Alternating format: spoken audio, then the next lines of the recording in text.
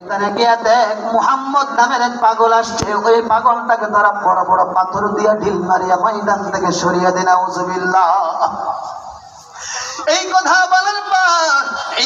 বলার পর আমার মায়ের নবী, এতিম নবী, শিশু নবী, আমার মায়ের নবী যখন কালিমার দাওয়াত নিয়ে তায়েফের ময়দানে যায়,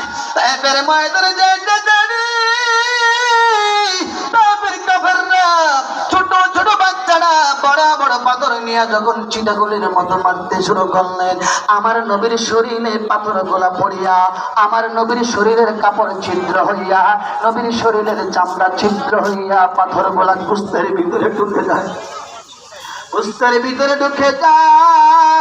আমার নবী বেহুশ হয়ে জমিনে পড়ে যায়।